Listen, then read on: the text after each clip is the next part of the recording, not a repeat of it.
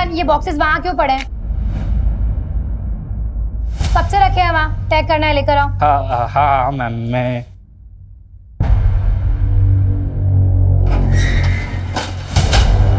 अरे रोहन, बॉस के कैबिन में क्यों लेकर जा रहे हो?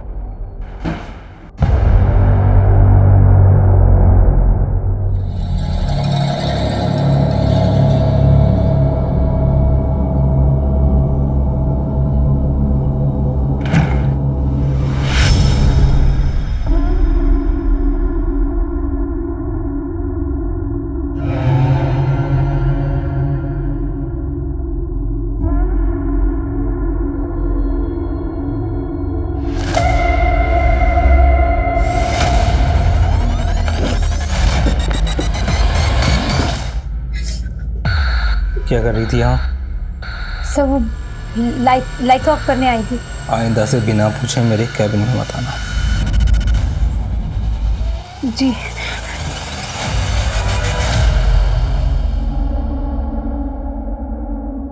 पल्लवी, तुम रो क्यों रही हो? जीजू, मैंने ऑफिस में ड्रग्स के पैकेट्स देखे। ड्रग्स? देखो, तुम ना इस समय बिल्कुल मत पढ़ना। तुम्हारा वो जो बॉस है ना प्रशांत, बहुत खतरनाक आदमी है। तुम ऐसा कुछ मत करना, मेरी मानो, कुछ मत करना तुम। ठीक है, छोटे कपड़े पहने, स्किन दिख रही है, का मतलब ये नहीं है कि इनविटेशन मिल गया कि चाहे जब आओ और चांस मारो। अच्छा मेरी बात सुन, ये क्या कर रही है तू? मैं जा रही हूँ। कहाँ जा रही है? अपने एक दोस्त के यहाँ कुछ दिन वहीं रहूंगी और उसके बाद रेंट पर शिफ्ट हो जाऊंगी। सुन, ना तो तू कहीं जाएगी और ना ही अपने बॉस के खिलाफ कोई कंप्लेन करेगी। मैं जा रही हूँ और बाकी सामान बाद में लेकर जाऊंगी। आप सोचिए ना दीदी, जो आदमी आपके घर में रहकर आपकी बहन की इज्जत पे हाथ डाल सकता है, वो बाहर जाकर क्या कुछ नहीं करता होगा।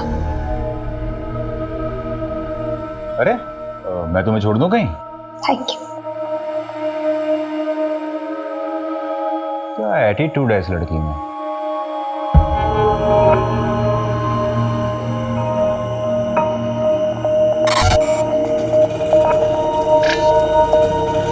भैया, जानकी नगर जाएंगे? जानकी नगर की ऑटो यहाँ से नहीं मिलेगी मैडम, आगे से राइट मारिए, वहाँ से मिलेगी। Thank you.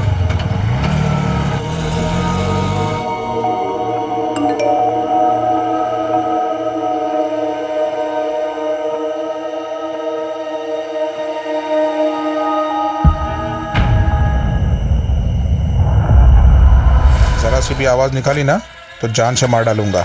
चलो उठ। ये क्या हालत बना रखी है तूने अपनी?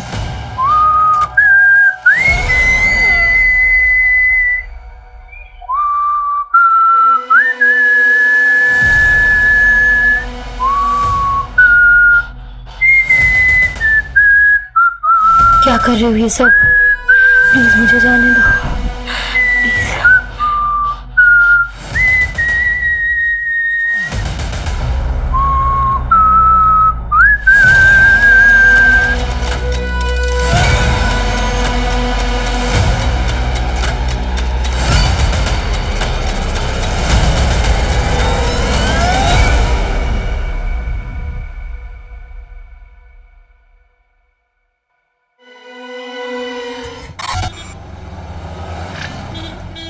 तू एक काम कर, जल्दी जा, जल्दी से अपना बैग रेडी करके आ। नगमा, इतनी देर लगा दी तुम लोगों ने। अरे क्या करेंगे, टेलर ने कपड़े ही नहीं सिले थे, बैठ के सिलाना पड़ा, वरना आयशा क्या पहनती।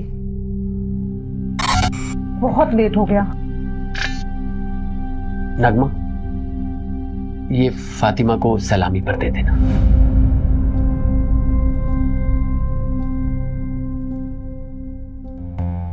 आमिर, ये तो बहुत महंगा लग रहा है, इसकी क्या जरूरत थी? हम उनको तोहफे में बहुत सारे कपड़े दे रहे हैं ना। नगमा, तुम्हारी खाला ने हमारे निकाह पर बहुत कीमती सेट दिया था, इतना तो करना ही चाहिए ना। कम से कम तुम उनके ताने सुनने से बच जाओगी। आमिर, लेकिन आगे आयशा का बोर्ड का एग्जाम है, इतने सारे खर्चे हैं, और वैसे भी शादी में बहुत खर्चा हो चुका है। मैं मैनेज करूंगा, तुम टेंशन मत लो। उज्जैन जाना है कि नहीं जाना? चलो जल्दी करो।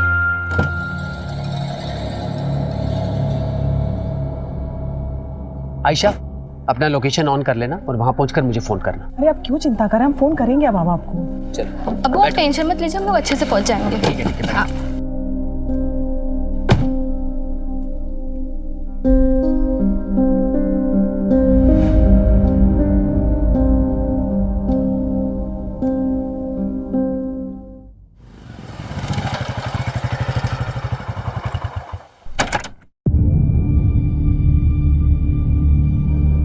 अर्जुन, कल से काम पर मत आना, आकर अपनी सैलरी ले लेना।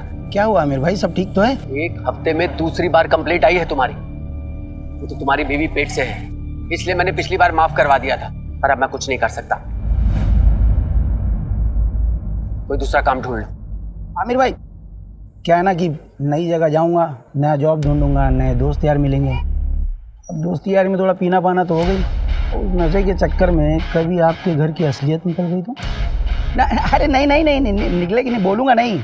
इन क्या है, नशे में जबान पे काबू थोड़ी रहे। कमीने, मैंने तेरे साथ इतना कुछ किया और तू मुझे ही धमकी दे रहा है। अब देखता हूँ कैसे ऑफिस में आता है तू और कैसे अपने बचे हुए 20 दिन की पगार लेता है। मैं भी देखता हूँ कैसे मिलेगा तो कैसे मिलेगा। आयशा बेटा, अब्बू को लोकेशन भेजा? कब का भेज दे?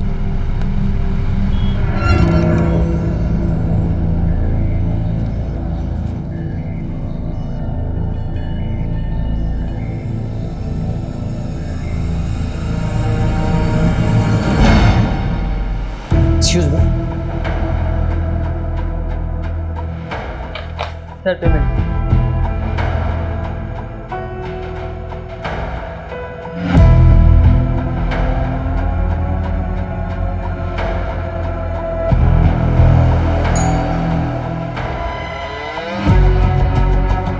कैसी हो रोशनी?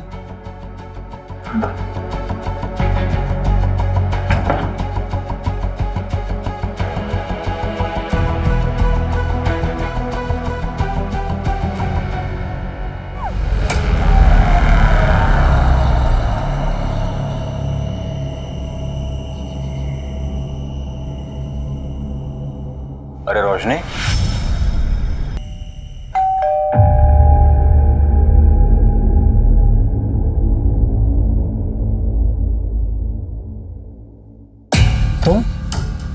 तुम्हारी हिम्मत कैसे हुई यहाँ आने की? यहीं रुको, मैं बताता हूँ तुम्हें। सर, आज सुबह ही बीवी नगमा और बेटी आयशा उज्जैन से लौटे हैं।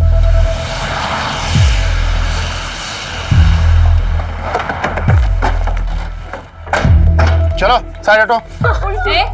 क्या मिला लगा रखा है? चलो हटो यहाँ से। आमिर उठ जाओ, क्या हो गया आपको?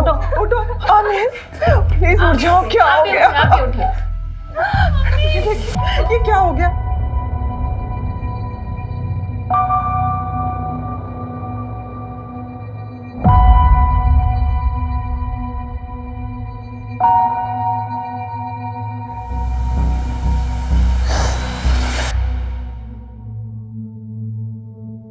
देखिए नगमा जी, मैं जानता हूं कि ये सही वक्त नहीं है, लेकिन इन्वेस्टिगेशन भी जरूरी है। आप हमें बता सकती हैं कि जब आप यहाँ वापस आई तो आपने सबसे पहले क्या देखा?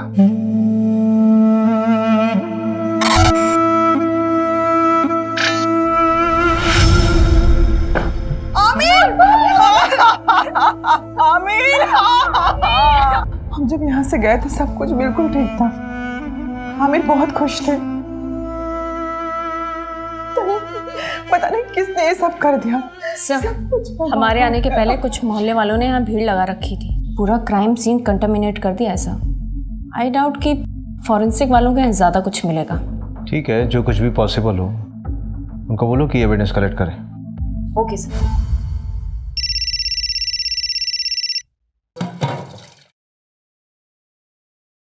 हेलो हेलो दीदी प्लीज मुझे बचा लीजिए। नहीं, मुझे नहीं पता मैं कहाँ हूँ, पर प्लीज दीदी मुझे बचा लीजिए, वो मुझे मार देगा। कौन मार डालेगा पल्लवी?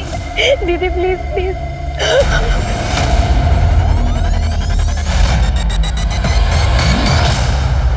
नहीं सर, हमें किसी पर कोई शक नहीं है। अच्छा, आप लोगों के उज्जैन जाने से पहले आमिर का किसी से लड़ाई झगड़ा हुआ था या फिर आपकी फैमिली में कोई इशू? आमिर बहुत अच्छे इंसान थे, उनकी किसी से कोई दुश्मनी नहीं थी। पानी लीजिए। घर से कोई सामान गायब हुआ था? हाँ, मेरा लैपटॉप गायब था और अब्बू का फोन। ठीक है, डिटेल्स दे दीजिए। अगर इसके अलावा कुछ भी याद आए तो हमें बताइएगा जरूर। अभी जा सकते हैं आप।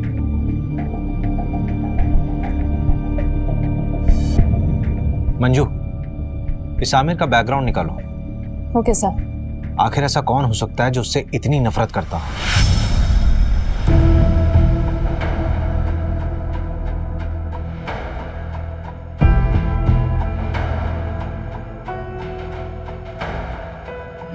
मैंने ऑफिस में ड्रग्स के पैकेट्स देखे।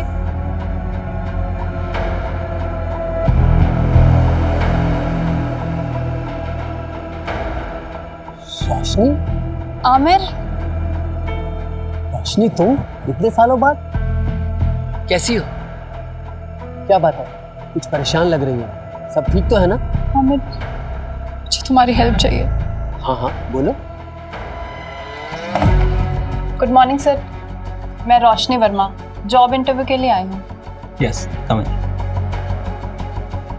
आमिर ने बताया था मुझे। फाइल? Yes sir. तो ये तुम्हारी पहली जॉब है? Yes sir. कंप्यूटर नॉलेज है? जी सर, पूरी मेहनत से काम करूंगी। मेहनत से नहीं रोशनी, स्मार्टनेस से काम करना होगा। करोगी ना? जी। आमिर के अकाउंट से एक होटल में रेगुलर पेमेंट्स दिखा रहा है, ऑलमोस्ट एवरी वीक। मैंने उस होटल में फ़ोन किया था तो वहाँ के रिसेप्शनिस्ट ने बताया कि आमिर यहाँ एक औरत के साथ आया करता था और दिए गए आईडी के मुताबिक उस औरत का नाम रोशनी वर्मा है। ये देखिए। इसका मतलब आमिर का एक्स्ट्रा मैरिटल अफेयर था। सर फिलहाल तो ऐसे ही लग रहा है। मैंने उस होटल की सारी सीसीटीवी फुटेजेस मंगा ली है। ये देखिए सर, ये वाली फुटेज, ये मर्डर के 2 दिन पहले की है।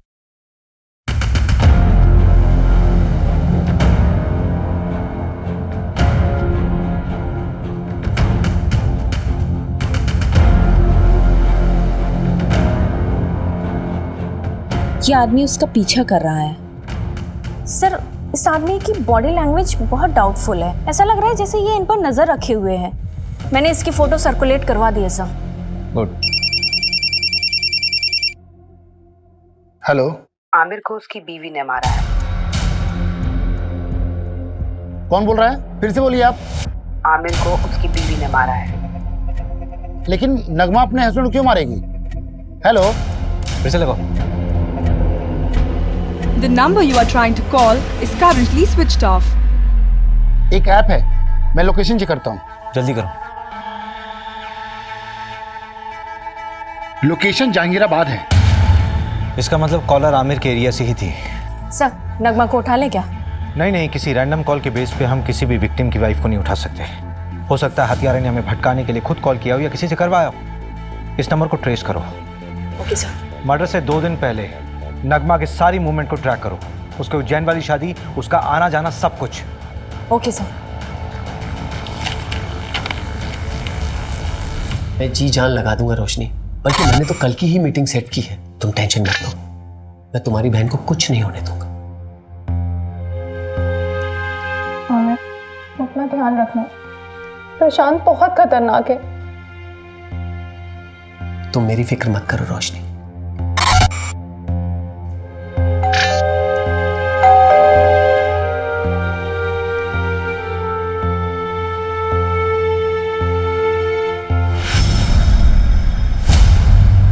हमारा कोई अफेयर नहीं था। मैं और आमिर तो एक कॉलोनी में रहते थे और बचपन से ही एक दूसरे को जानते हैं। और वापस अभी 4-5 महीने पहले ही मेरी उससे मुलाकात हुई थी।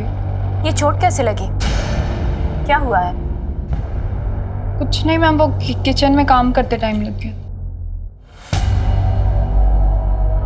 तुमने कहा कि आमिर सिर्फ तुम्हारा दोस्त था, बचपन का दोस्त, तो फिर होटल में क्यों मिलते थे? क्या हुआ रोशनी? ये पुलिस क्यों आई है? वो आमिर का मर्डर हुआ है, उसी सिलसिले में पूछताछ करने के लिए आए हम लोग। कौन आमिर? वो मेरी कंपनी में सिक्योरिटी एजेंसी का सुपरवाइजर था। हाँ तो ये तुमसे पूछताछ क्यों कर रहे हैं? देखिए ये वहाँ ना 9 से 6 जॉब करने जाती है, रिश्तेदारी निभाने नहीं। तुम कभी मिले हो आमिर से? अरे मैं क्यों मिलूंगा? आप लोग बात किसके बारे में कर रहे हैं मैं तो ये तक नहीं जानता। अच्छा, ये देखो, कुछ याद आया?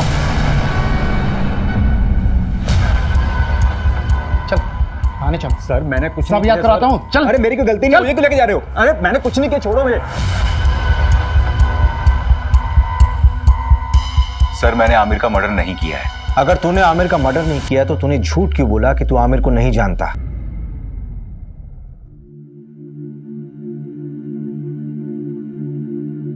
मास्टर जी इस बार फिटिंग बहुत अच्छी बनाना, हम शादी में जा रहे हैं। भाभी जी हाथ ऊपर करिए। काफी पतले हो गए। मास्टर जी आप भी ना। मास्टर जी, इस काम के लिए कोई औरत नहीं मिलती आपको? आजकल फीमेल टेलर मिलती कहाँ है? इतने समय से हम कपड़े सिला रहे हैं, लेकिन हमारे मास्टर जी का हाथ कोई पकड़ नहीं सकता। हाँ हाँ, वो तो मैं देख ही रहा हूँ। आपका काम हो गया हो तो अपना सामान उठाओ और निकलो यहाँ से। बोलने से पहले कुछ तो सोचा करो।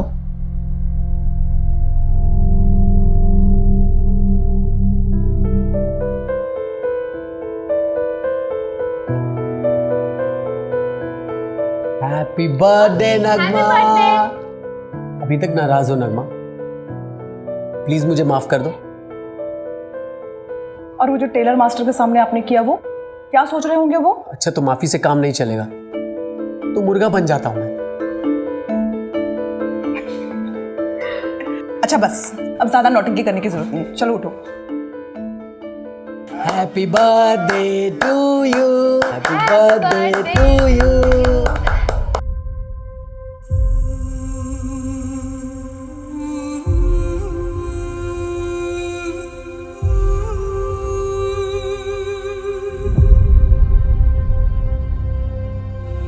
सर इनिशियल रिपोर्ट आ गई है। आमिर को करीब रात 11 से 1 के बीच मारा गया। जिस कैब से वो लौटे थे वो ट्रैक किया? नहीं, ऑनलाइन बुक कैब होती तो इजीली ट्रैक हो जाता। वैसे उज्जैन के सारे ड्राइवर से बात हो रही है। सर उज्जैन से एक और बात पता चली है। नगमा का शादी से पहले किसी फरहान नाम के लड़के से अफेयर था। तो शादी से पहले था ना? नहीं सर, अभी भी है। नगमा जिस शादी के लिए उज्जैन गई थी ना, वहां से 2-3 घंटों के लिए गायब थी, उसी फरहान से मिलने के लिए। फरहान? नगमा 2.5 लाख है, बाकी अगर और जरूरत पड़े तो बता देना। Thank you Farhan. लेकिन नगमा हम कब तक ऐसे छुप छुप के मिलते रहेंगे? थोड़ा वक्त दो मुझे फरहान। वैसे भी आयशा की जिम्मेदारी है मुझ पर। एक बार मैं आयशा का सब कुछ ठीक कर लूँ, फिर देखेंगे। और वैसे भी मैं किसी को दुखी नहीं करना चाहती।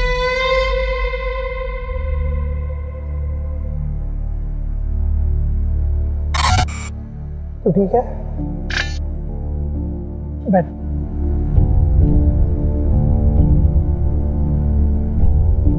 आयशा, मैं क्या कह रहा था कि हमें ना आंटी से बात कर लेनी चाहिए। देख अभी अब्बू तो नहीं रहे ना, और मेरे घर वाले भी उंगली उठाएंगे, तो उससे पहले हमें शादी कर लेनी चाहिए ना। ये तुम क्या बात कर रहे हो सूरज? पहले कब्र के फूल को तो सूख जाने दो। आयशा मेरा वो मतलब नहीं था। पुलिस? अम्मी फिर से पुलिस वाले क्या करने आए यहाँ? ये तलाशी ले रहा है। उस दिन भी गए थे, उन्हें कुछ नहीं मिला था, आज क्या मिलेगा नया उन्हें? रवि, हाँ पोस्टमार्टम और फोरेंसिक रिपोर्ट देना है। ये लीजिए। सबसे पहले आमिर के सर पर वार किया गया किसी हैवी ऑब्जेक्ट से। उसके बाद 12 बार चाकू से स्टैब किया गया उसे। और दरवाजे पर कोई फोर्स एंट्री के निशान भी नहीं थे। इसका मतलब यह है कि आमिर ने दरवाजा खुद खोला था। यह कांड किसी एक का नहीं बल्कि 2 लोगों का किया हुआ है। किलर के साथ कोई और भी था। सर लेकिन आपको ये क्यों लगता है कि वो 2 लोग थे? ये रिपोर्ट देखो मंजू, इसमें साफ दिख रहा है कि आमिर की मौत सर पे चोट लगने से और उसके शरीर में चाकू मारने से हुई, राइट? हाँ। लेकिन इन दोनों ही चोटों का फोर्स और इम्पैक्ट बिल्कुल अलग है। देखो,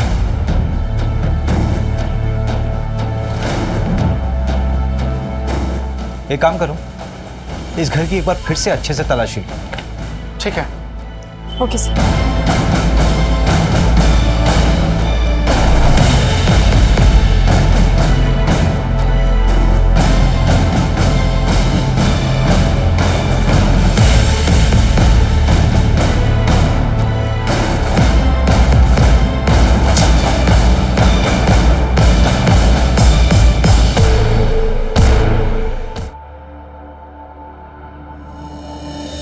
मैंने कुछ नहीं किया, आप मेरी बात तो सुनो, मैंने कोई खून नहीं किया। आयशा, नहीं मार सकती। हम तो शादी में उज्जैन गए थे, अम्मी नहीं कर सकती हैं। आयशा, उन्होंने कुछ नहीं किया। मैडम मैंने कुछ नहीं किया, मेरी बच्ची अकेली है। अम्मी,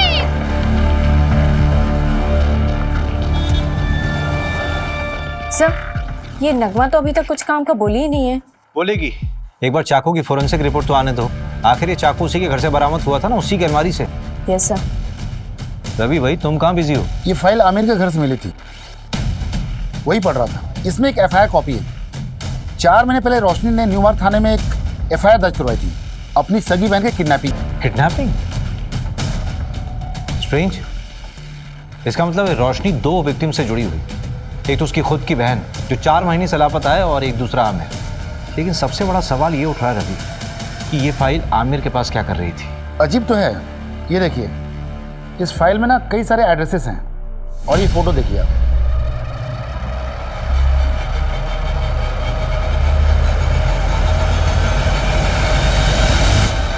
रवि, कहीं उस कॉलर के बोलने पे हम बहुत अलग तो नहीं जा रहे? हम नगमा से पूछताछ कर रहे हैं और मालूम चले कि केस कुछ और ही। एक काम करो, रोशनी को थाने बुलाओ। और सर, एक गार्ड के बारे में पता चला है, उसका नाम अर्जुन है। वो आमिर के अंडर काम करता है। उसका आमिर से झगड़ा भी हुआ था। मैंने कांस्टेबल सिन्हा को बोल दिया उसे उठाने को।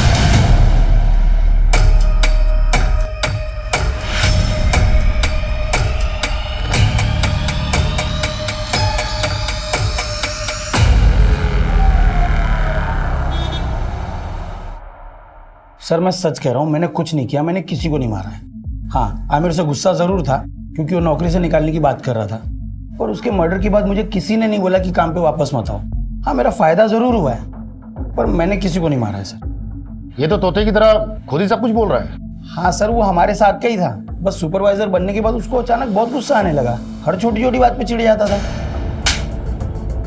तेरे मुँह से ही पहली बार सुन रहा हूँ कि आमिर को गुस्सा आता था। हाँ सर, आप चाहे तो वो आयशा के बॉयफ्रेंड सूरज, हाँ सूरज से भी पूछ सकते हैं। मैंने ही पकड़ा था उन दोनों को मार्केट में, और आमिर को खबर देके मैंने ही बुलाया था। यार, मजहबी लड़के के साथ घूमती है। ये आजादी दी थी मैंने तुझे। मेरे नीचे काम करने वाला अर्जुन ये मुझे फोन करके बताता है कि अपनी बेटी को संभाल लो। क्या इज्जत रह गई?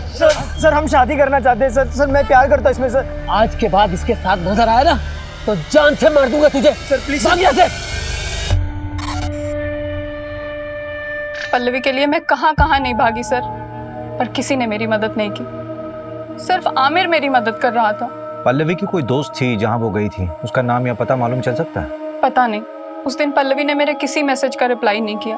मुझे लगा शायद गुस्सा है इसलिए नहीं किया। फिर अचानक एक दिन कॉल आई और तब मुझे पता चला कि वो किडनैप हुई है। पर प्लीज दीदी मुझे बचा लीजिए, वो मुझे मार देगा। मुझे पता है सर, ये सब उस प्रशांत का किया धरा है। मेहनत से नहीं रोशनी, स्मार्टनेस से काम करना होगा। नाम के लिए तो उसकी एक कुरियर एजेंसी है, लेकिन असली पैसा ड्रग्स बेच के कमाता है। कुरियर बॉक्सेस में ड्रग्स डाला जाता है और लोगों को कुरियर की तरह डिलीवर किया जाता है। और क्योंकि ये सब लोकल डिलीवरी होती है इसलिए कभी चेकिंग में भी नहीं आता। पल्लवी ने ड्रग्स देख लिया था। सब मेरी गलती है सर, मुझे उसे अकेले जाने ही नहीं देना चाहिए था। मेरी मदद तो पुलिस ने भी नहीं की। प्रशांत का नाम तक नहीं लिखा एफआईआर में।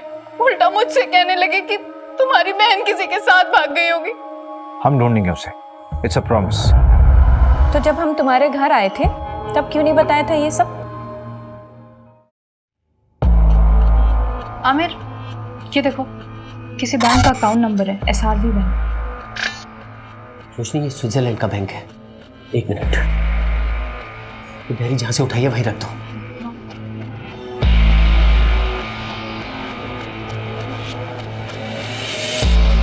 रोशनी इधर आओ।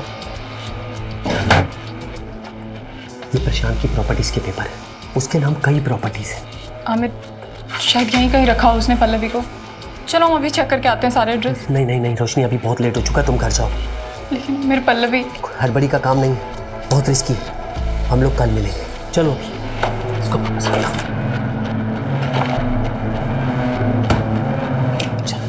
चल जल्दी।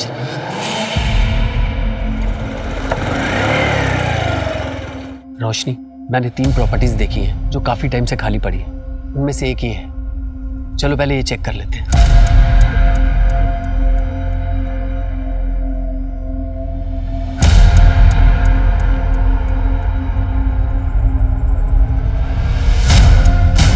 रोशनी, यहां तो कोई नहीं, चलो दूसरी प्रॉपर्टी में देखते हैं।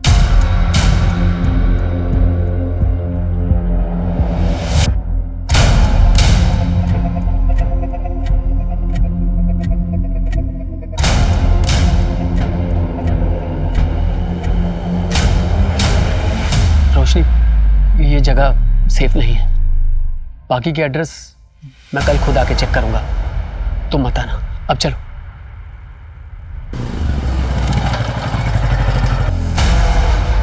रोशनी, तुम टेंशन मत लो, मैं पल्लवी को ढूंढ लूंगा। आमिर, अभी मैं घर निकलती हूँ। हाँ? अगर निलय मुझसे पहले आ गया ना तो बहुत प्रॉब्लम हो जाएगी।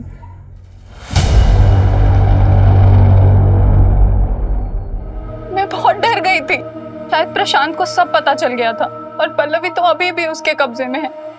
आमिर को भी उसने मरवा दिया, सब मेरी वजह से हुआ है। वो प्रशांत कुछ भी कर सकता है, पता नहीं अब पल्लवी मुझे कभी मिलेगी भी या नहीं। आमिर के अलावा तो किसी को नहीं पड़ी थी उसे ढूंढने की। हम ढूंढेंगे उसे, इट्स अ प्रॉमिस। आप चिंता मत कीजिए, आप जाइए, पल्लवी को ढूंढना हमारी जिम्मेदारी है।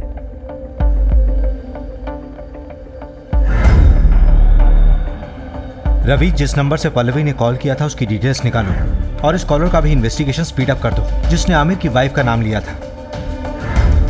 इस प्रशांत को यहाँ बुलाओ।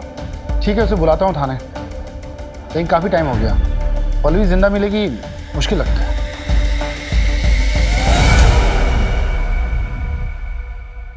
और इंस्पेक्टर साहब, बीवी बच्चे कैसे हैं आपके? बहुत अच्छे। अच्छे रहे तो कितना अच्छा है ना? धमकी दे रहा? अरे नहीं नहीं इंस्पेक्टर साहब, ऐसा आप कैसे कर सकता हूँ? आप बताइए क्या सेवा कर सकता हूँ आपकी? आमिर को जानता है? हाँ, हमारे यहाँ की सिक्योरिटी का सुपरवाइजर था, लेकिन सुना है बहुत बुरी तरह से मर्डर हुआ है उसका। किसने किया है? पल्लवी को जानता है? जी हाँ, हमारे यहाँ काम करती थी डेटा एंट्री ऑपरेटर का, फिर अचानक उसने जॉब छोड़ दी। उसने मारा आमिर को। ज़्यादा स्मार्ट बनने की ज़रूरत नहीं है, सीधे सीधे बता कि तुझे कब पता चला कि आमिर तुझे इन्वेस्टिगेट कर रहा था। आमिर के लिए मैं भगवान था, वो मुझे इन्वेस्टिगेट क्यों करेगा? ऐसा कौन सा भगवान वाला काम किया आपने? उसकी बेटी का अबॉर्शन करवाना था, उसके लिए पैसे और सीक्रेट डॉक्टर का नंबर मैंने ही दिया था।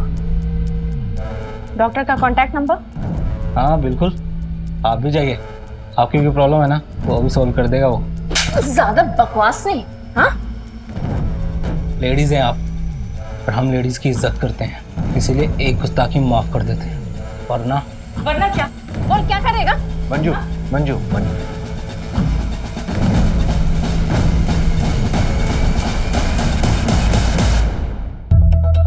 नहीं सर, हमारे यहाँ ऐसा कुछ भी गलत काम नहीं होता।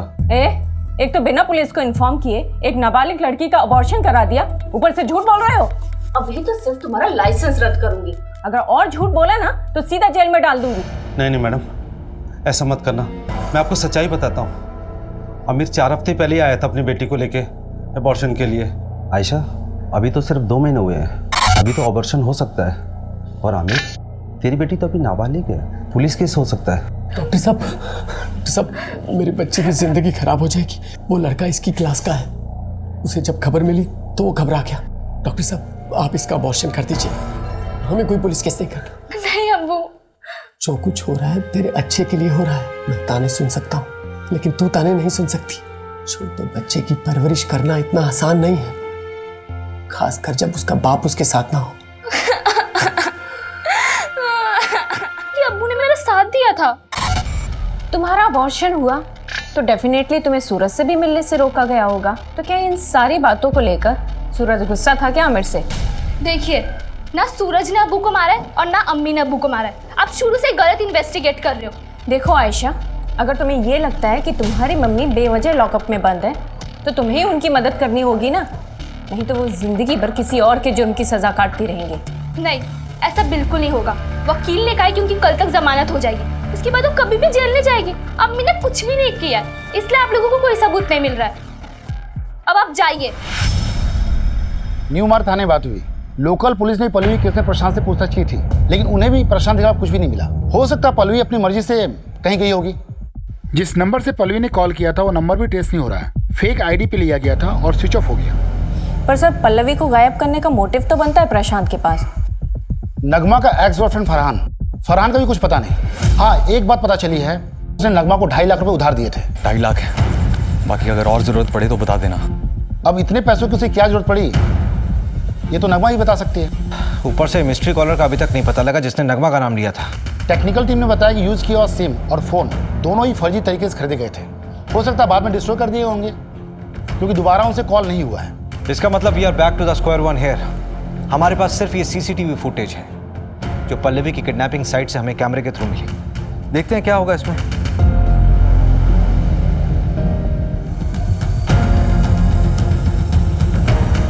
इन दोनों ऑटो वालों से भी न्यू मार्ग पुलिस ने बात की थी। पल्लवी ने यहीं पे उन 2 ऑटो वालों से बात की थी। इसी कैमरे का फुटेज देखा था ना हमने। हाँ, फुटेज के मुताबिक पल्लवी ने यहां से राइट लिया हो, लेकिन आगे तो कॉलोनी का एंड हो रहा है, आगे का पूरा रास्ता सुनसान है। पल्लवी यहां से कहां गई होगी? यहाँ से सीधे कुछ दूरी पर एक बंद बड़ी फैक्ट्री है जो अब खंडर बन चुकी है। वहां चलकर देखें क्या? चल।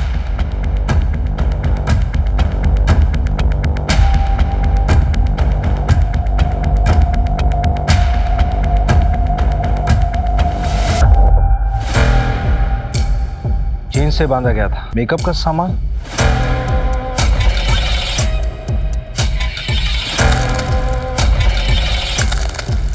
ये न्यूज़पेपर 3 हफ्ता पुराना है। इसका मतलब कम से कम 3 हफ्ता पहले कोई यहाँ होगा। कहीं किडनैपर्स ने पल्लवी को यहाँ तो नहीं रखा होगा। सबसे पहले तो ये पता करो कि प्रॉपर्टी किसके नाम पे है। ठीक है, जल्दी। रवि, इंजेक्शन।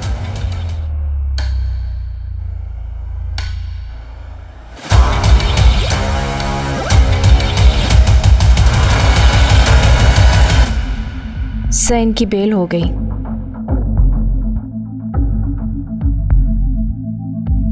मेडिसिन की बाहर की लिस्ट आई है। कोई लीड मिला प्रशांत से कनेक्टेड? एक लीड है, नाम देखकर आप हैरान हो जाएंगे। हाईलाइटेड नाम देखिए। ये आमिर इंजेक्शन खरीदता था? हाँ सर, हो सकता है कि ये प्रशांत ने मंगवाया हो। प्रशांत ने आमिर की मदद की थी वो आयशा के अबॉर्शन केस में, तो शायद इसलिए आमिर ने उस एहसान के चलते प्रशांत का ये काम किया हो। और हो सकता है आमिर को ये पता भी ना हो कि वो इंजेक्शन क्यों खरीद रहा है, क्योंकि वो खुद पल्लवी को ढूंढ रहा था। लेकिन प्रशांत के खिलाफ हमारे पास कोई सबूत नहीं है। एक है, हल्का कनेक्शन है, पर एक मिला है। जिस लोकेशन में पहुंचे थे वो एक कंस्ट्रक्शन कंपनी के अंडर है, गंगवार कंस्ट्रक्शन। और इस गंगवार कंस्ट्रक्शन प्राइवेट लिमिटेड में 21% का स्टॉक होल्डर है प्रशांत।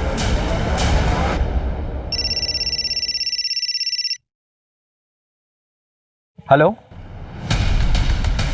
गाड़ी में बैठो।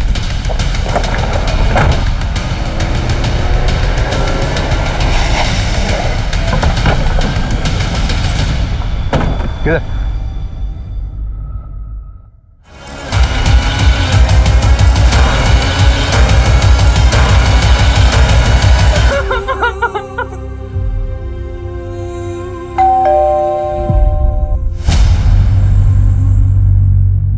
आप लोग फिर से? इस बार तुम्हें बेल नहीं होने वाली। चाकू की फोरेंसिक रिपोर्ट आ गई है, तुम्हारे फिंगरप्रिंट्स मैच हुए हैं। फोरेंसिक रिपोर्ट के मुताबिक इस चाकू में जो खून मिला है उस खून में हीमोग्लोबिन लेवल कम है और ब्लड क्लॉट थोड़ा ज्यादा। तो ये जो खून इस चाकू में मिला है वो विक्टिम के मर्डर के कम से कम 24 से 48 घंटे बाद का है। मतलब पोस्टमार्टम के बाद का ब्लड है। आमिर को उसकी बीवी ने मारा है।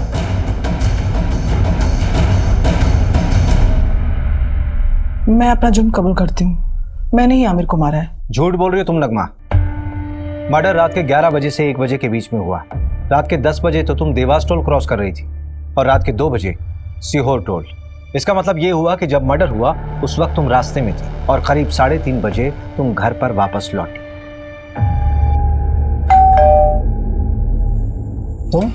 तुम्हारी हिम्मत कैसे हुई यहाँ आने की? रुको, मैं तुम्हें अभी देखता हूँ। तू चल मेरे साथ जा। अब जो मैं कहूंगी तो वही करेंगे। चल। आयशा, बोलो क्यों किया ये सब? देखो, मैं जानता हूँ तुम दूसरी कैब करके पहले ही भोपाल पहुंच गई थी और तुम्हारी माँ नगमा बाद में अकेली आई थी। देवास टोल नाके के सीसीटीवी फुटेज में तुम्हारी माँ कैब में अकेली दिखाई दे रही है। इसके आगे जाकर हमने इन्वेस्टिगेट किया तो पता चला कि मर्डर के समय तुम्हारी माँ घर पर थी ही नहीं। सबूत हैं हमारे पास। सर प्लीज, मैं आपके आगे हाथ जोड़ती हूँ, इसको छोड़ दीजिए। इसकी सजा मुझे दे दीजिए। ये अभी बहुत छोटी है, इसकी पूरी जिंदगी बर्बाद हो जाएगी। आयशा, मैं तुमसे पूछ रहा हूँ, बोलो क्यों किया तुमने ऐसा? नगमा तो तुम दोनों को भगाने वाली थी, फिर क्यों? बोलो आयशा। क्योंकि मैं नहीं भाग पा रही थी। कैसे चली जाती मैं? कैसे भूलती है सब कुछ? वो मेरा रेप करता था, मेरा खुद का बाप। जो अबॉर्शन करवाया था वो सूरज का बच्चा नहीं, वो कमीना आमिर का था। तुम्हारी अम्मी ने पैसों का इंतजाम किया था, तो फिर क्यों नहीं चली गई? नहीं जाना था मुझे, नहीं भागना था। जब तक मैं उस कमीने को सजा नहीं दिला देती, मैं नहीं भूल पाती है सब कुछ। लेकिन अब मैं भूल सकती हूँ, चैन से जी सकती हूँ, सूरज के साथ या फिर इस जेल में, पर जी सकती हूँ। पल्लवी का किडनैप भी आमिर ने किया होगा, उसी ने उसका रेप और मर्डर किया होगा। पोस्टमार्टम के मुताबिक जिस वक्त पल्लवी का मर्डर हुआ उस वक्त प्रशांत मुंबई में था।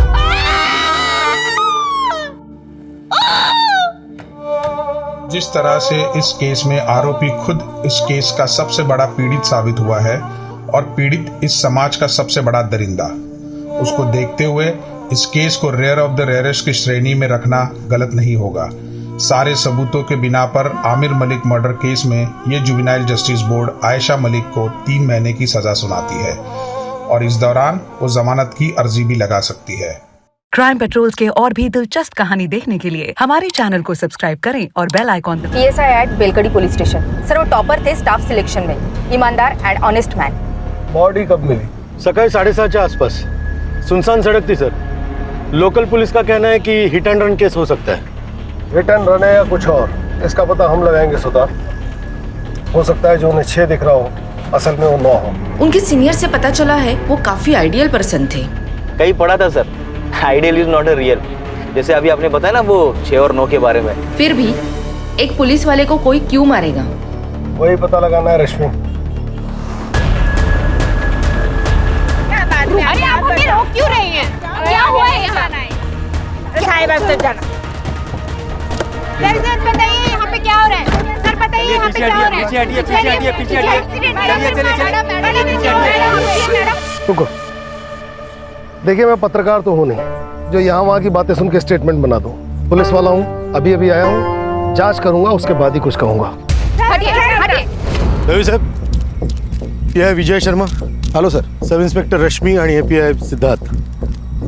काय वाटतं नितिन? सर विश्वास बसत नहीं है, हमारा तो पूरा डिपार्टमेंट शॉक है। आज सवेरे कुछ बच्चे लोग यहाँ खेलने आए थे, उन्होंने इन्फॉर्म किया। सर देखने में तो ये हिट एंड रन का केस लगता है और वहाँ वो टायर के निशान देखे तो लगता है सर कोई मीडियम साइज का ट्रक या तो फिर टेम्पो होगा।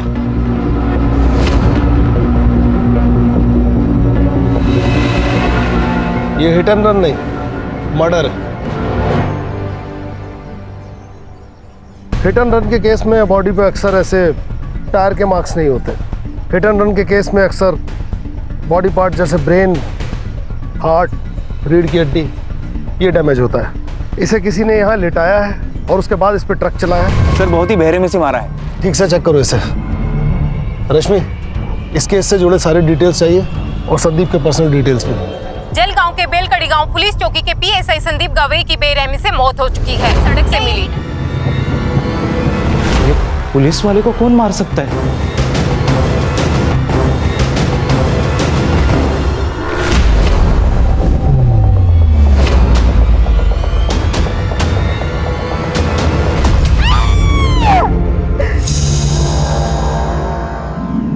सर संदीप की माँ ये मानने को तैयार ही नहीं है कि संदीप की मौत हो चुकी है। कैसे मानेगी सर? संदीप के सिवा उसका दुनिया में कोई नहीं था। अगले हफ्ते संदीप की शादी थी। नितिन सर, शादी में सिर्फ लड्डू खाने मत आना, 2 दिन पहले सब काम करने के लिए आना है। हो काकू, पक्का आऊंगा, नक्की। काकू बोल के मस्का मत लगाओ। आना है मतलब आना है। ये देखो मेरा बेटा आ गया। आप लोग नहीं आएंगे ना तो ये शादी के फेरे भी नहीं लेगा। तू यहाँ भी शुरू हो गई। अरे नितिन सर सॉरी आप प्लीज तू चल घरी। अरे मी नाही बोलत होते नितीन सर हळदीला पण यायचं। अरे मला सांगू दे असं काय करतो तू? संदीप ऐसे किसी केस में इन्वेस्टिगेशन कर रहा था जिसमें उसकी जान को खतरा हो? नहीं सर, पर हाँ वो प्राइवेटली कुछ ढूंढ रहा था, उसके बारे में मुझे कुछ नहीं पता। हाँ सर, 3 महीने पहले सर का यहाँ पोस्टिंग हुआ था, तब से मैं उनके साथ हूँ, लेकिन मुझे भी पता नहीं चला कि वो आखिर ढूंढ क्या रहे हैं। नितिन तुम्हारे हिसाब से संदीप ऑनेस्ट, स्ट्रिक्ट और उसूलों वाला इंसान था, फिर ये लुका छिपी क्यों? ऐसा कौन सा केस था जो उसने तुम्हें बताना भी जरूरी नहीं समझा? सर, कल शाम 7:30 बजे प्रिया साठे नाम के किसी लड़के ने संदीप को कॉल किया था। मैंने कॉल लॉग चेक किए तो पता चला कि पिछले 4 दिनों से उनकी कंटिन्यूअसली बातें चल रही थी। संदीप के फोन की पूरी CDR मुझे चाहिए। जी सर। कौन है प्रिया साठे, जानते हो? हाँ सर, उन दोनों के बीच कुछ तो था, पर क्या था वो मुझे पता नहीं। उस दिन मैंने उसे पहली बार देखा था। प्रिया, थांबे, गाड़ी थांबो।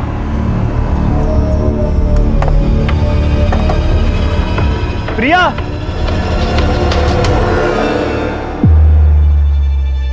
मैंने सर से पूछा कि वो लड़की कौन थी, तभी उन्होंने मुझे बताया कि वो उनके कॉलेज की पुरानी फ्रेंड थी। लेकिन दूसरी बार जब मैं ड्यूटी खत्म करके घर जा रहा था, 2 लोग अकेले सुनसान जगह पे हाथ पकड़ के बैठे रहेंगे, तो इसका क्या मतलब हो सकता है सर? बाद में मुझे पता चला कि प्रिया शादीशुदा है। 1 साल पहले ही उसकी शादी हो चुकी है। मैंने उन्हें बहुत समझाने की कोशिश की, पर आखिर में जूनियर हूं सर, मेरी कौन सुनेगा?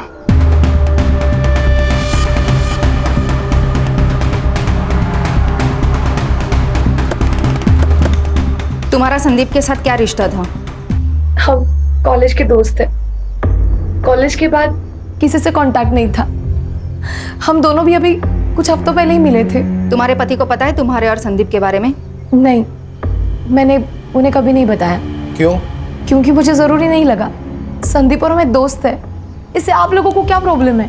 मैडम, जब दोस्त का मर्डर हो जाएगा तो सवाल उठेंगे और प्रॉब्लम भी होगी। लेकिन मुझ पर क्यों? हो सकता है कि आप दोनों का रिश्ता दोस्त से बढ़कर था, और आप दोनों के इस रिश्ते के बारे में आपके पति मकरंद को इस बात का पता चल गया, और उसने गुस्से में आकर संदीप का खून कर दिया। ये आप क्या बोल रहे हो? धोखा अक्सर मतलब पूरा होने के बाद ही दिया जाता है। ऐसा कौन सा मकसद था मैडम जो संदीप ने पूरा कर दिया था? बंद कीजिए ड्रामा। संदीप मेरे भाई की तरह था। तो आपके भाई साहब के बारे में आपके पतिदेव को आपने क्यों कुछ नहीं बताया? क्यों सब छुपा के रखा? म्हणजे काहीतरी होतच ना। ऐसा कुछ नहीं है। मकरंद से मैं प्यार करती हूँ और हम दोनों खुश हैं। करता क्या है ये मकरंद? जी, उनका दाल चावल का होलसेल का बिजनेस है, और उसी सिलसिले में उनका जलगांव जाना होता है। मोबाइल नंबर दीजिए उनका। सर, मुझे तो लव ट्रायंगल की बू आ रही है। लव ट्रायंगल में किसी एक का मरना तय है, ये तो इतिहास में लिखा हुआ है। सुतार, इस मकरंद और संदीप के बारे में सारी डिटेल पता करो, और रश्मि, प्रिया के बारे में सब पता करके बताओ। सर, ये प्रिया तो डॉक्टर राजा आठवले की बेटी है।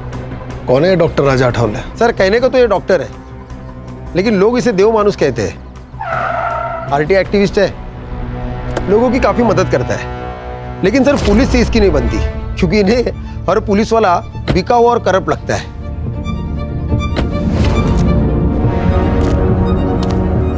अरे राजा साहब, आप क्या हुआ? क्या हुआ तुम्हें नहीं पता? जब जनता का सेवक ही जनता की सेवा ना करे तो मुझे तो आना ही पड़ेगा ना। ये मंजरी है, इसके पुरखों की जमीन को एक लोकल गुंडा हड़पना चाहता है। इसने कंप्लेंट दी पर तुम लोगों ने कोई एक्शन नहीं लिया। दरअसल राजा साहब, वो हुआ ये कि क्या क्या वो क्या मतलब? ये विधवा है तो इसकी कंप्लेंट को तुम सीरियसली नहीं लोगे?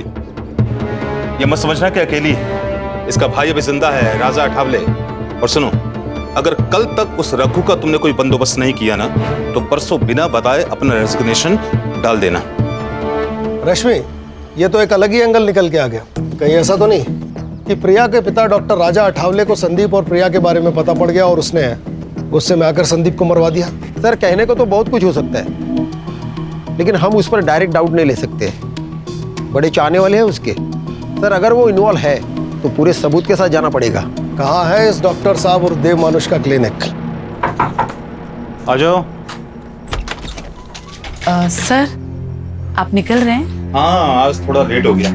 वो मैं आपके लिए मच्छी करी लेकर आई थी। अरे वाह, मतलब तुम्हें मेरा वीक पॉइंट मालूम है कि मुझे मच्छी करी बहुत पसंद है, वो भी तुम्हारे हाथों की।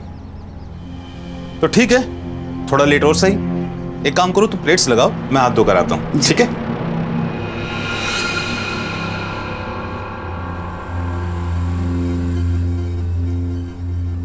अरे वाह, खुशबू तो बहुत अच्छी आ रही है।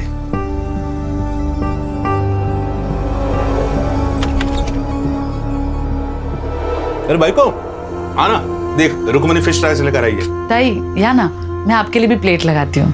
रहने दो रुक्मिनी, इतने प्यार से जिनके लिए लाई हो उन्हीं को खाने दो, कहीं कम ना पड़ जाए। क्या बोले जा रही हो, पागल हो क्या? आप क्यों भूल जाते हैं कि आपका एक घर है, बीवी है, परिवार है जो आपके लिए वेट कर रहा है, पर आप हमारी परवाह किए बगैर यहाँ एक पराई औरत के साथ खाना खा रहे हैं। सर मैं आती हूँ।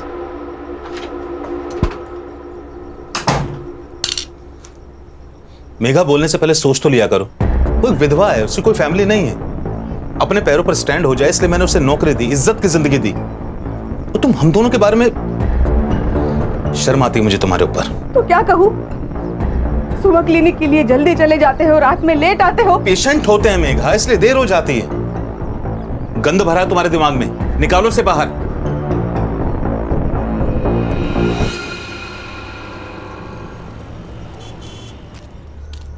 संदीप, संदीप! अरे ताई, तुम्ही इथे? क्या हुआ? तांबे भाऊ, आपके सर आज भी टिफिन भूल के आए हैं। मैं उनकी पसंदीदा भिंडी बनाई थी, वो लेके आई हूँ। कहाँ है संदीप? वो ताई, वो अभी पेट्रोलिंग के लिए गए हैं। तो एक काम करो तांबे भाऊ, उसको फोन करके बुला लो। मैं तब तक खाना लगाती हूँ। फोन नहीं लग रहा काकी, आप खाना रख दीजिए, मैं उसे बता दूंगा। फोन नहीं लग रहा है? ठीक है बड़ी साहब, आप ना उसे याद से खाना खाने के लिए बोल देना, अब भूल जाएगा नहीं तो। तांबे भाऊ, खीर खाई चाहिए। सर, आपने झूठ क्यों बोला? उन पर क्या बीत रही है इसका अंदाजा हम नहीं लगा सकते। कभी कभी दिल से भी सोचना पड़ता है। सर, संदीप के पहले और कुछ अभी के केसेस देख रहा था, देखिए क्या हाथ है। देव मानुस ने मेरा बलात्कार किया है। किसने की है कंप्लेन? सर वो तो मालूम नहीं, क्योंकि ये कंप्लेंट शिकायत पेटी में पड़ी थी, लेकिन जिस औरत ने यह कंप्लेंट की वो सामने आई ही नहीं। संदीप सर ही इस केस का इन्वेस्टिगेशन कर रहे थे। राजा साहब को छोड़ दो। अरे उन्होंने कुछ नहीं किया। क्या कहा? किसी ने मेरे खिलाफ रेप की कंप्लेंट की? हाँ। अच्छा एक काम कीजिए, जिसने कंप्लेंट की है उसको यहाँ पुलिस स्टेशन में अभी बुलाइए। सच का सच और झूठ का झूठ सब क्लियर हो जाएगा। देखिए हम उसे यहाँ नहीं बुला सकते। सर, बाहर बहुत सारी औरतें आई है, नारे लगा रही है, धमकी दे रही है, इन्हें छोड़ने के लिए कह रही है। सर मुझे डर लग रहा है कहीं वो औरतें अंदर ना आ जाए। छोड़ो छोड़ो, राजा साहब को छोड़ दो, उन्होंने कुछ नहीं किया है।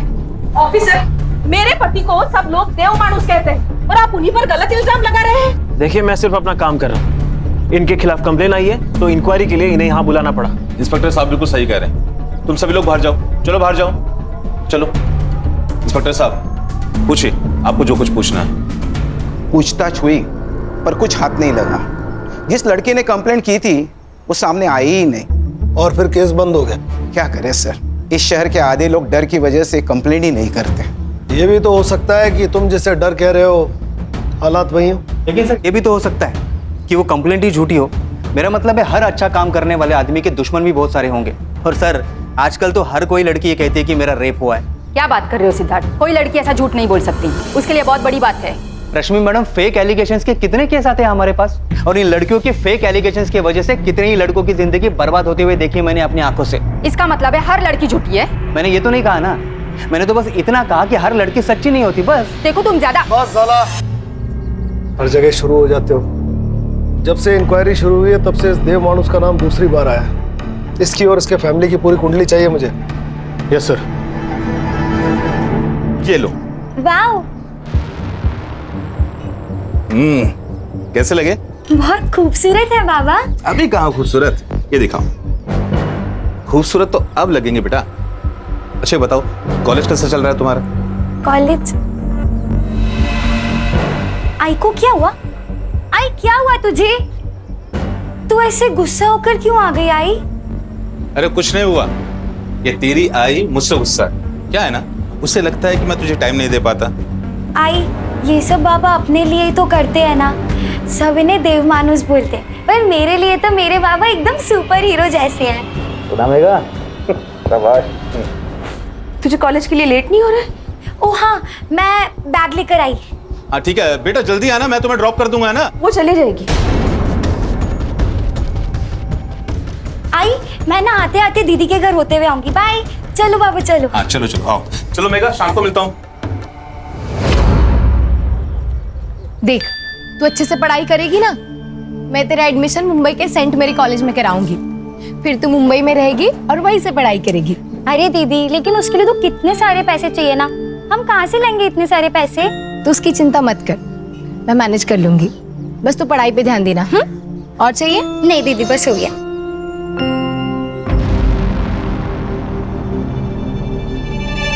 ये कंगन कब खरीदे? ये तो मुझे आज सुबह ही बाबा ने दिए। कितने खूबसूरत है ना। निकाल कर फेंक दे। यहाँ हर चीज की कीमत चुकानी पड़ती है नीतू। बिना मतलब के यहाँ कोई किसी के लिए कुछ भी नहीं करता। दीदी, वो बाबा है हमारे सौतेले। और मैं इतना गुस्सा क्यों कर रही हूँ ना, तेरी माँ से जाके पूछ। मुझे किसी से कुछ नहीं पूछना। तू जलती है मुझसे क्योंकि बाबा ने तुझे कुछ गिफ्ट नहीं दिया, मुझे कंगन दिए, इसलिए जा रही हूँ मैं। नीतू, नीतू बात सुन मेरी। नीतू,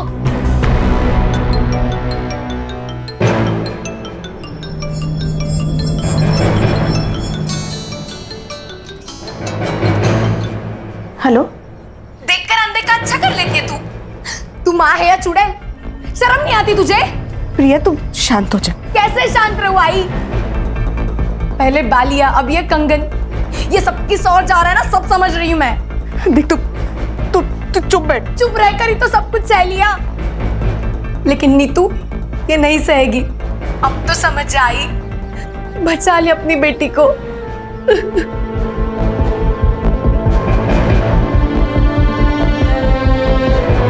सर, पोस्टमार्टम रिपोर्ट के अनुसार संदीप की मौत रात को 11 से 3 बजे के बीच हुई। एक्सीडेंट? नहीं सर आपने बिल्कुल ठीक कहा था। यहाँ सर के पीछे वार किया गया था सर। और सर बेहोशी की हालत में उसके ऊपर ट्रक चलाया गया। कौन कर सकता है ये सब? प्रिया, मकरंद या फिर डॉक्टर राजा अठावले?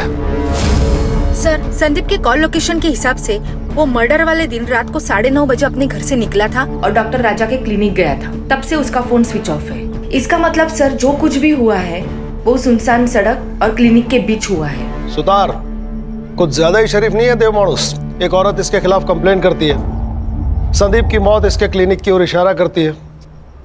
सर, ऐसे साधु संत बाबा बहुत देखे हैं मैंने जिंदगी में। एक बुरा काम छुपाने के लिए 10 अच्छा काम करेंगे। सर, अगर ये दोषी हुआ ना तो सबसे पहले इसको मैं ही मारूंगा सर। मैं मारूंगा? आपको लगता है संदीप को मैंने मारा? हो सकता है।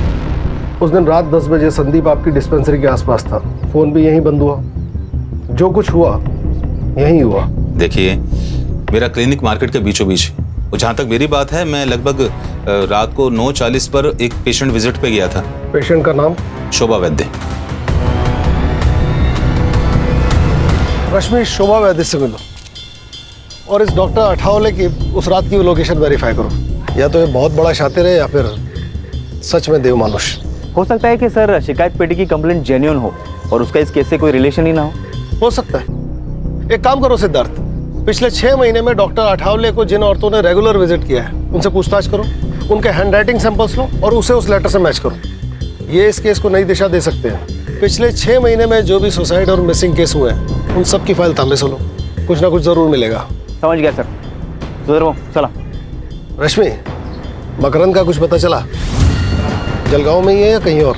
पता नहीं सर, पिछले 24 घंटे से उसका फोन स्विच ऑफ आ रहा है और उसकी last call location बेलकड़ी bus stand थी। ये दोनों मियाँ बीवी मिलके कहीं हमें घुमा तो नहीं रहे? ये प्रिया के पास चले सर? तुम जाओ और जो मैं कहता हूँ वो बोलो। मुझे नहीं पता मकरंद कहाँ है। और तुम्हें कोई परेशानी नहीं है? मतलब तुम्हारा पति गायब है, पर तुम्हारे चेहरे पे कोई चिंता नजर नहीं आ रही है। प्रिया, तुम संदीप को अपना दोस्त मानती थी ना, तो यही वक्त है अपनी दोस्ती निभाने का। मैं जानती हूँ संदीप के जाने का सबसे बड़ा दुख तुम्हें हुआ है। कुछ तो गलत हुआ है उसके साथ। वो बहुत खुश था। तू ही चॉइस कर ले यार। संदीप, मैंने सिर्फ उसकी फोटो देखी है, मैं तुम्हें सजेस्ट कर सकती हूँ। चॉइस तो तुम्हें ही करना पड़ेगा। हम एक काम करते हैं, ये तीनों ले लेते हैं। अच्छा, इतना प्यार। अभी से इतना प्यार करोगे ना तो तुम्हारी बीवी तुम्हें जोरों का गुलाम बना के रखेगी। संदीप एकदम परफेक्ट पति था, जैसा हर लड़की चाहती है। क्या तुम्हारे और मकरन के बीच में कोई प्रॉब्लम्स थे? मुझे ऐसा लग रहा है कि तुम मकरन के साथ खुश नहीं थी। बोलो प्रिया, मैं यहाँ तुम्हारी मदद करने आई हूँ। हमारी शादी को 1 साल हो चुका था। मकरन बच्चे के लिए एकदम डेस्परेट हो गया था। एक दिन हम डॉक्टर के पास चले गए तो पता चला कि प्रॉब्लम मुझ में है। मैं उसे बच्चा नहीं दे सकती थी। उसी दौरान संदीप की पोस्टिंग यहाँ पर हो गई थी। उसे मैं अपने सारे प्रॉब्लम्स बताती थी, लेकिन मैं जानती थी कि मकरन इस बात को नहीं समझेगा। इसलिए संदीप के बारे में मैंने उसे कभी कुछ नहीं बताया। संदीप का मर्डर और मकरन का गायब होना, इसमें कुछ तो कनेक्शन हो सकता है प्रिया। तुम जानती हो मकरन कहाँ हो सकता है? मकरन का हमेशा जलगांव आना जाना होता है। वहां पर उसका जो दोस्त है अजित देशमुख, शायद उसे कुछ पता हो। देखो सर, इन दोनों की हैंडराइटिंग भी मैच नहीं हो रही। सर, मेरी उत्तरा बीमारी से तंग आ गई थी सर। रात रात भर रोती थी, उसे जीना ही नहीं था, इसलिए उसने खुदकुशी कर ली। उत्तरा राजा आठवले की पेशेंट थी, हो सकता है कि बात कुछ और हो। 1 मिनट, आप राजा साहब पर शक कर रहे हो? अरे देव मानुस है वो। मैं आज जो स्कूल में क्लर्क की जॉब कर रहा हूं ना, उनकी वजह से मुझे और उत्तरा को हमारे बुरे समय से उन्होंने निकाला था। देखिए सर, मुझे इस बारे में आपसे कोई बात नहीं करनी, आप प्लीज जाइए। मेरे पति को मरे बहुत साल हो गए सर। ये कौन सा एप्लीकेशन फॉर्म है? क्या है ना मैडम, हम ग्राम पंचायत से आए हैं। वो क्या है ना, सरकारी कामकाज रहता है तो रोज नए नए फॉर्म, नए नए कागज लगते रहते हैं। बस अब हाँ, आप बस ये फॉर्म भर कर दीजिएगा, बाकी हम लोग देख लेंगे। हाँ बस, हाँ, ये लीजिए।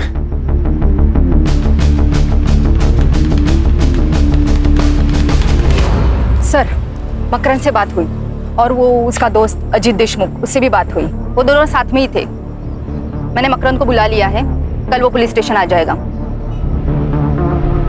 अरे बैठ ना मकरन, सुधर भाऊ दांड का घ्या जरा आपलं. क्या रे हाँ 3 दिवसापासून फोन बंद करून बसलायस.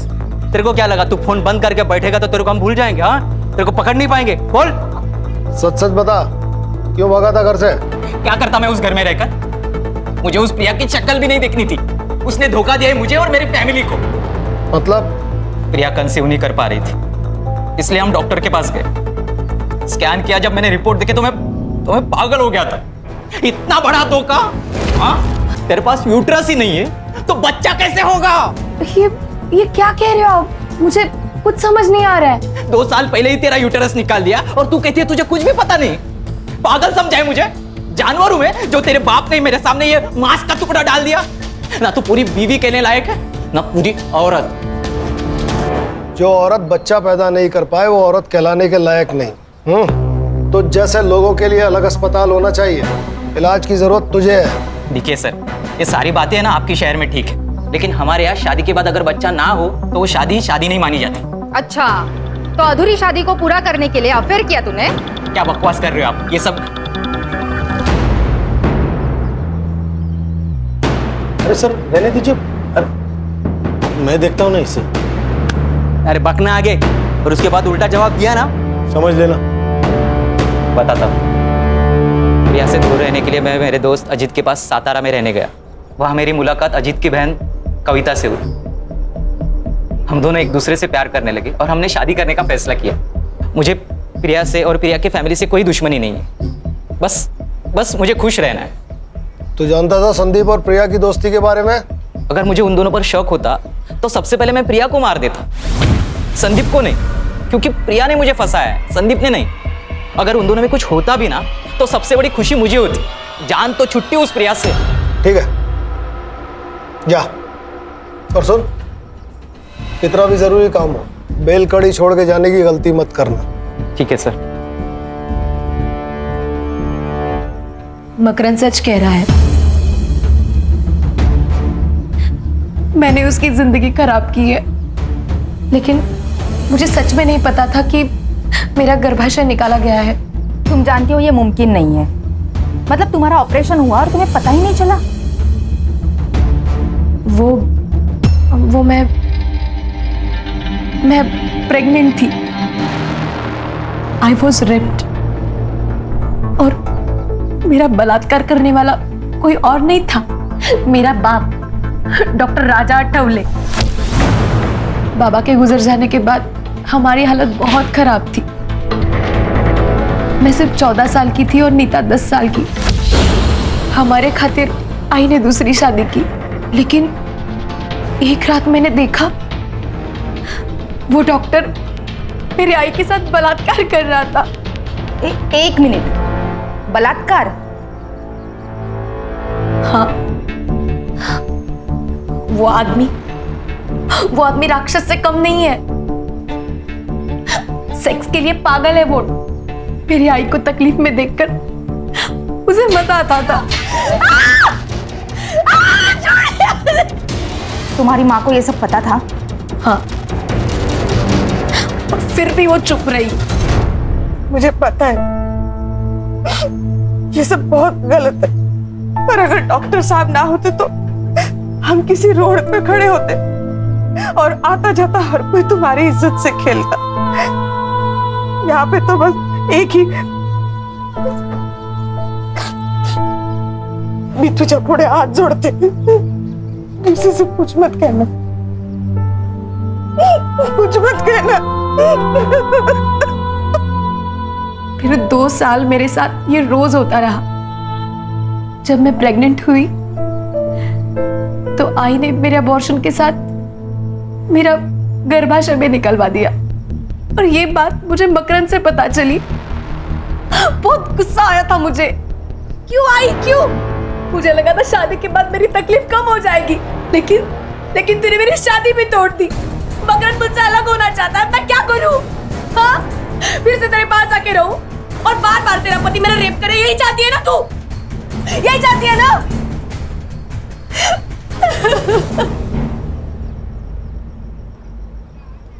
कोई साथ में नहीं था मैडम, किसको बताती? तभी मेरी मुलाकात संदीप से हुई। मैं उसे सब कुछ बताती थी, उसी के सामने रोती थी। चुप रहकर कुछ नहीं मिलेगा प्रिया, तुम्हें बोलना पड़ेगा। सब खत्म हो जाएगा संदीप। तो अब क्या ठीक चल रहा है प्रिया? देखो, अगर तुम ऑफिशियल रेप की कंप्लेंट नहीं डालोगे तो मुझे ये केस अपने हिसाब से हैंडल करना पड़ेगा, और कुछ भी हो जाए मैं तुम्हें इंसाफ दिलवा कर ही रहूंगा।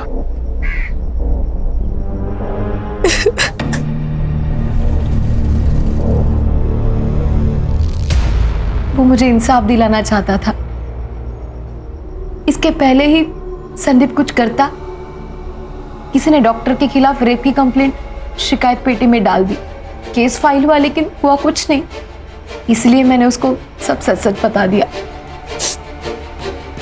डॉक्टर राजा आठवले असल में डॉक्टर है ही नहीं।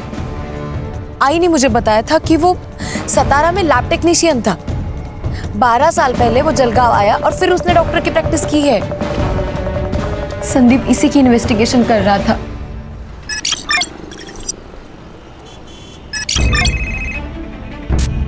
हाँ बोलो सुतार। सर, शिकायत पेटी की हैंडराइटिंग मैच हो गई सर। किसके साथ? शोभा वैद्य, जिससे मिलने उस रात राजा आठवले गया था। कभी कभी ऐसे लगता है कि मैं उसे ये बात नहीं बताती तो शायद आज संदीप जिंदा होता। ये सब कुछ मेरी वजह से ही हुआ है। सब कुछ मेरी वजह से। सही थे सर, आप बहुत शातिर कौवा है ये। साधूच्या वेशात राक्षस है। अब इस राक्षस के उद्धार का वक्त आ गया सुतार। पक्के सबूत जुटाओ इसके खिलाफ, फिर निकालेंगे इसकी बारात पूरे शहर में। सुतार, पता लगाओ अभी इसका टारगेट कौन है, किसका इलाज चल रहा है वहाँ फिलहाल। रश्मि, अगर संदीप को ये पता था कि ये डॉक्टर फेक है तो उसने इसके खिलाफ मेडिकल काउंसिल में कांटेक्ट किया होगा। पता लगाओ। Yes sir. हैंडराइटिंग के बारे में कुछ पता चला? अपने हैंडराइटिंग एक्सपर्ट उस पर काम कर रहे हैं, वो भी मिल जाएगी सर। टाइम नहीं है, अगर सबूत मिलने से पहले डॉक्टर गायब हो गया तुम सबको गायब कर दूंगा। आप लोग यहाँ सब गप्पे मार रहे हैं, मेरी बेटी की शादी है। तांबे बहू, ये मिठाई पूरे पुलिस स्टेशन को बांट दो। बड़े साहब नमस्कार, मेरे संदीप की शादी का कार्ड है, लीजिए। पूरे परिवार के साथ आना है, कोई भी बहाना नहीं चलेगा। नितिन साहब, एक दिन पूरे पुलिस स्टेशन को छुट्टी, और एक दिन पुलिस स्टेशन को छुट्टी दी तो कोई पहाड़ नहीं टूटने वाला। आप सब लोग ना शादी में आना। और संदीप भी ना कहाँ चला गया पता नहीं, सारे काम मुझे करने पड़ रहे। साधना, तू पढ़ेगा लगना ला। सर ये कुछ ज्यादा ही नहीं हो रहा है सर, इनके दिमाग से वो सदमा निकालना होगा, नहीं तो बेचारी सारी जिंदगी भर संदीप का इंतजार करती रहेगी वो। सर इन्होंने तो अभी तक संदीप की बॉडी भी क्लेम नहीं की है।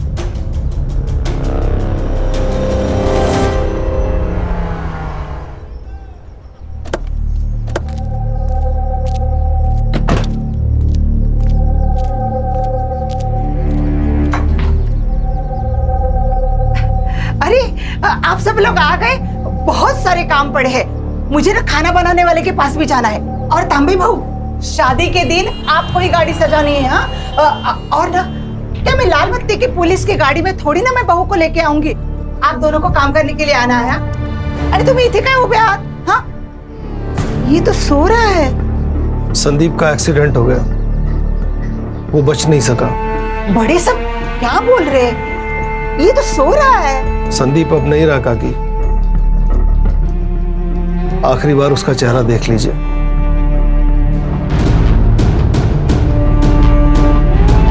किसी के खोने का दर्द क्या होता है ये मैं अच्छी तरह जानता हूं।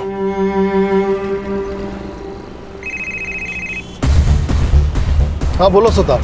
सर शिकायत पेटी की हैंडराइटिंग मैच हो गई सर।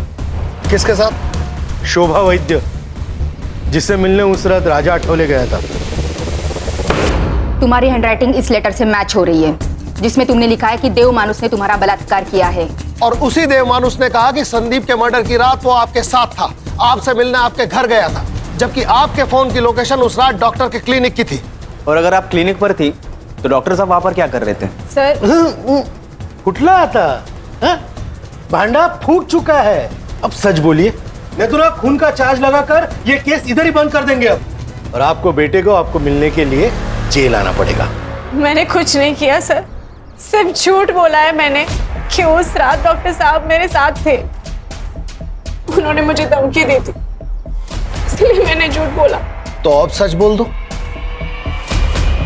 एक दिन मेरी तबीयत खराब हो गई थी, मैं डॉक्टर साहब के पास गई। बस सब ठीक, अब तुम्हें आराम ही आराम मिलेगा।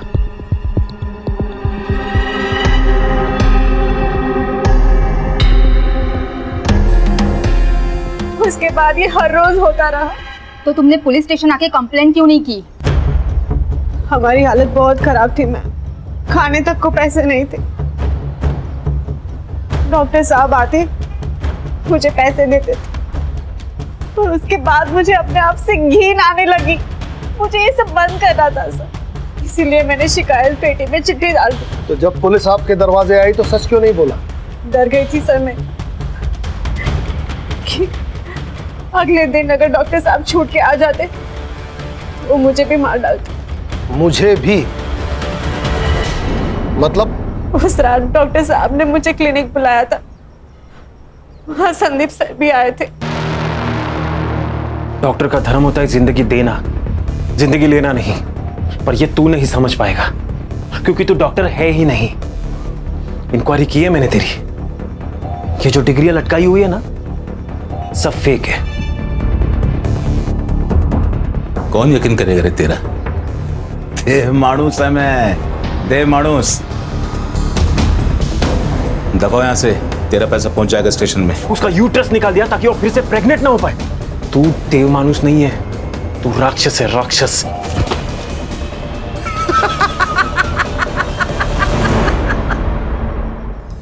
कुछ भी नहीं कर पाएगा रे तू। पिछले 12 सालों से खेल खेलता आ रहा है मैं, राजा ठावले, समझा क्या? अगर ऐसा ही है ना तो तुझे जिंदा रखना सबसे बड़ी गलती होगी। क्यों डर रही है? अरे हमारा नहीं है, बेहोश हुआ है बस। तू फोन दे, दे लवकर, दे दे दे। अरे दे। हाँ सुन, राजा बोल रहा हूँ। किसको कॉल किया था उसने? किसको कॉल किया था? पता नहीं, पर बाद में बोला कि घर जाओ। और जब सुबह न्यूज़ देखा तो पता चला उन्होंने संदीप सर को मार दिया था।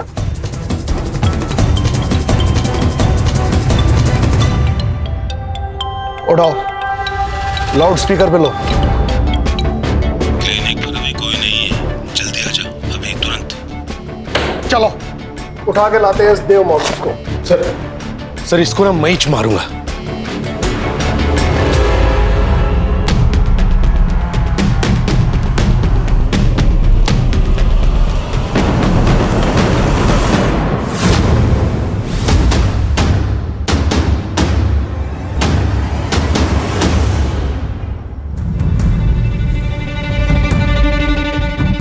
Sir, he is no more. Sir लगता है गला घोट के मारा है। अब इसे किसने मार दिया? हर चीज जगह पर है। इसे जिसने मारा है वो जानता था कि शोभा के बयान के हिसाब से संदीप को इन्हीं में से किसी एक ट्रॉफी से मारा गया है। इन ट्रॉफीज को फॉरेंसिक के लिए भेजो Sutar. Yes sir. Sir Raja ने शोभा को कॉल किया था और उसके 2 मिनट बाद इस सेल पर और एक फोन आया था। किसका? मकरंद का। हेलो, ओके ठीक है सर। ये देखिए, राजा ने उस रात शोभा के फोन से मकरंद के दोस्त अजित को कॉल किया था। इस मकरंद के फोन को ट्रेस पे डालो। सुधार, बॉडी को पोस्टमार्टम के लिए भेजो। उस रात राजा ने शोभा के फोन से अजीत को फोन किया। अजीत का फोन मकरंद ने उठाया क्योंकि अजीत और मकरंद दोनों साथ थे और मकरंद यहां उसकी मदद करने आ गया। सर, मकरंद की लोकेशन मिल गई है।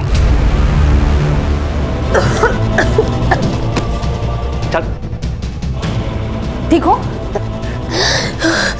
चल।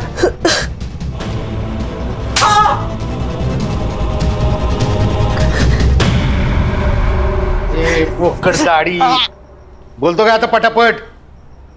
मैंने और कविता ने शादी करने का फैसला ले लिया था, लेकिन मेरा बिजनेस ही अच्छा नहीं चल रहा था और ये बात अजीत को पता थी। उसने तो मेरे सामने शर्त ही रख दी थी, अगर मेरी बहन के साथ शादी करना चाहते हो तो तुम्हें 25 लाख रुपए जुटाने पड़ेंगे। मैंने तो टेंशन के मारे घर ही जाना छोड़ दिया था, लेकिन मुझे प्रिया का कॉल आया था। उसने मुझे बताया कि डॉक्टर साहब ने उसके साथ जबरदस्ती की थी और उसी की वजह से वो प्रेग्नेंट हुई थी। लेकिन ये बात जब डॉक्टर को पता चली तो उसने उसका यूट्रस ही निकाल दिया था। लेकिन ये सारी बातें सुनकर मेरे दिमाग में पैसा कमाने का रास्ता नजर आया। मेरा बलात्कार करने वाला कोई और नहीं था, मेरा बाप डॉक्टर राजा ठावले। अच्छा हुआ ना मैं कॉल रिकॉर्ड करता हूँ, नहीं तो ये एटीएम कार्ड मेरे हाथ में कैसे लगता। अब जब मैं बोलूं तब मुझे पैसे देते रहना। नहीं, टेंशन की कोई बात नहीं है, मैं किसी को कुछ नहीं बताऊंगा। लेकिन हाँ, अगर मुझे पैसे नहीं मिले तो ये ऑडियो क्लिप वायरल हो जाएगी, फिर तुम और तुम्हारी बेटी दोनों मिलकर खुदकुशी करना। हर महीने मुझे पैसे मिलते रहे और मैं जुटाता रहा, लेकिन प्रिया मुझे बार बार कॉल करके तंग करती रहती थी, इसलिए सातारा जाने के बाद मैं फोन ही बंद कर देता था। उस रात डॉक्टर साहब का कॉल अजीत को गया था। हाँ सुन, राजा बोल रहा हूँ, एक काम है तुझसे। 1 घंटे में 10 लाख कमाएगा? हाँ कैसे? एक बॉडी को ठिकाने लगाना है, एक्सीडेंट लगना चाहिए। हाँ ठीक है। मैंने तुरंत हाँ कर दी क्योंकि मुझे पैसे जुटाने थे। अजीत का तो ट्रांसपोर्ट का बिजनेस था ही, इसलिए मैंने बिना बताए उसकी गाड़ी लेके बेलकड़ी पहुंचा तो मुझे पता चला कि वो एक पुलिस वाला था। जलगांव के बेलकड़ी गांव पुलिस चौकी के पीएसआई संदीप गवई की बेरहमी से मौत हो चुकी है। डॉक्टर साहब ने मेरे साथ बहुत बड़ा गेम खेला था। उसकी आइडेंटिटी मुझसे छुपा कर रखी थी। डॉक्टर राजा तुझे बाद में भी पैसे देता था ना, सोने का अंडा देने वाली मुर्गी को मार क्यों दिया? मुझे टिप मिली थी। डॉक्टर साहब ने अपनी जमीन बेचकर 3.5 करोड़ रुपए जमा किए थे, लेकिन जो खरीदार था उसकी एग्रीमेंट होने से पहले ही मौत हो चुकी थी। तो बेसिकली ये पैसा ब्लैक हो चुका था। मैंने सोचा क्यों ना पैसा ये मेरा हो जाए, इसलिए मैंने वो पैसा डॉक्टर साहब से कैसे निकलूं ये प्लान बनाया। मकरंद, मैं तुम्हें 10 लाख रुपए दूंगा, 1 लाख रुपए एक्स्ट्रा भी दूंगा। अरे नहीं चाहिए तुम्हारे 10 लाख, मुझे तुम्हारे 3.5 करोड़ रुपए चाहिए। 3.5 करोड़? हाँ, जो तुमने मुझे धोखा दिया है ना। प्रिया को क्यों मारना चाहता था? डॉक्टर साहब की मौत की तलवार मेरे सर पर हमेशा रहती थी, इसलिए उन दोनों को मारकर उनकी मौत में सुसाइड बता देता और ऑडियो क्लिप वायरल करने के बाद ये बात साबित ही हो जाती। फिर मैं और कविता आराम से जिंदगी बिता पाती। बहुत सपने देखे तूने, बाकी के सपने अब जेल में देखना। कहा था ना तुझसे, तुझे इलाज की जरूरत है, तो जैसों का बस यही इलाज है। चल चल चल चल चल चल छोड़ दो, चल। इस केस में आरोपी मकरंद साठे को पीएसआई संदीप गवाई और राजा आठवले के मर्डर के लिए आईपीसी की धारा 302, आपराधिक साजिश के लिए 120B और सबूतों से छेड़छाड़ के लिए आईपीसी की धारा 204 के तहत 10 साल की सजा सुनाई गई। क्राइम पेट्रोल्स के और भी दिलचस्प कहानी देखने के लिए हमारे चैनल को सब्सक्राइब करें और बेल आइकॉन दबाना न भूलें।